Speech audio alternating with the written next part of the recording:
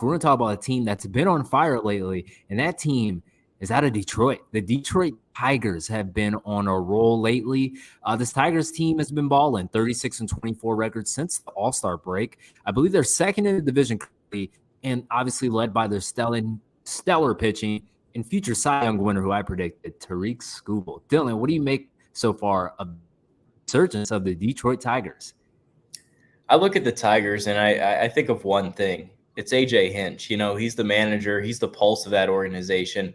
And, this is why you went out and hired someone like him. I know he had the scandal with everything that transpired with the Astros sign stealing while he was at the helm. But this is exactly why you bring in an AJ Hinch. And I know he's been there a couple years.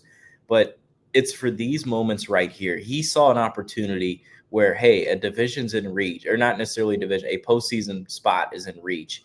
And he went for it. They're playing great baseball. I said the Twins would collapse. I was spot on with that. The Tigers, maybe you didn't see it coming. This is a team that offensively looked pretty bad through many parts of the season, but they finally turned it around.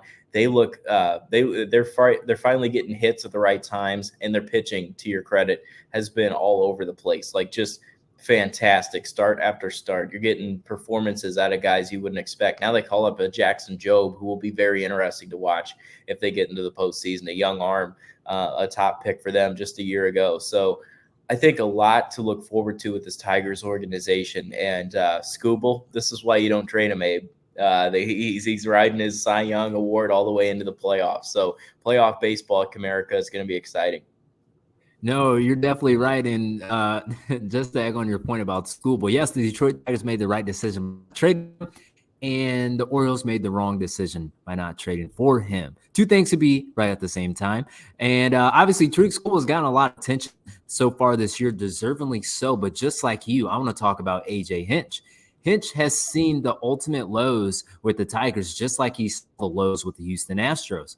His experience and buy-in from a very young team has gotten the Tigers in the playoff push. He got the Astros to multiple World Series appearances. He had some help, but nevertheless, he got the Houston Astros to 2 World Series. I don't see this team making a deep playoff push, talking about Detroit here, because I don't believe that offense can generate enough runs, and they don't slug. But with that pitching, they're never out of a game. And we've seen crazy stuff happen in October before.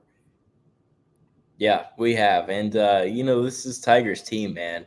They're resilient. That's another thing. Once Baez goes down, they turn it on. They're like, all right, he's out of here. Let's go. So they've turned it on. And maybe, maybe this is maybe you move forward from Baez and just eat that money. I know he's a performer, but he looks completely off when it comes to what he can bring to this team. He was just an all-star, looked fantastic in Chicago, was on very good postseason teams and shined in postseason moments for the Cubs. But now that he's out of the mix, it's almost like they're playing better. So there's a lot in terms of what this team can bring. I'm very excited with Wencel Perez is playing good in the outfield.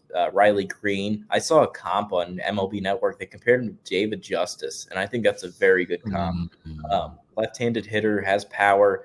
I think he could come up with a couple hits as well in the postseason. So this Tigers team, they're getting contributions. They have a lot of youth in that team as well. You mentioned, Young's on the team.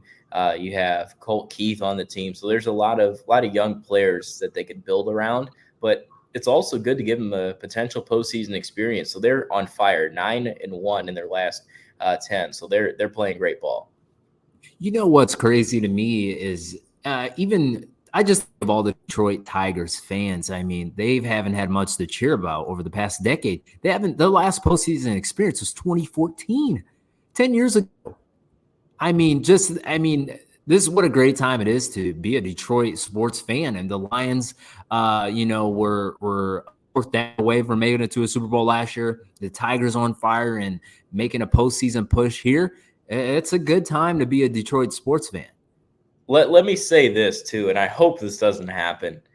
Last year, towards the end of the NHL season, the Red Wings were like 1 game away from making the playoffs, and they showed fight towards the end of the season, very similar to how the Tigers are doing right now. So I hope this isn't deja vu for the Tigers fans. And if you're a Detroit sports fan watching this, you'll know exactly what I'm talking about.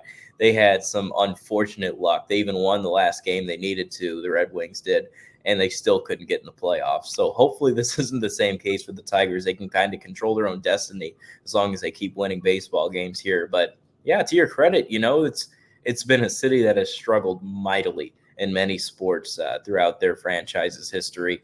But now they're starting to turn it on. The Lions are solid. The Tigers are making a postseason push, and the Red Wings are now a favorite for the playoffs in hockey. So a lot's going on here for the Tigers, and then Detroit, but not the Pistons. Yeah, I was about to say, the Pistons have a lot of they have a lot of catching up to do, but we're definitely going to clip this and post this for all of our Detroit sports fans, show you guys some love.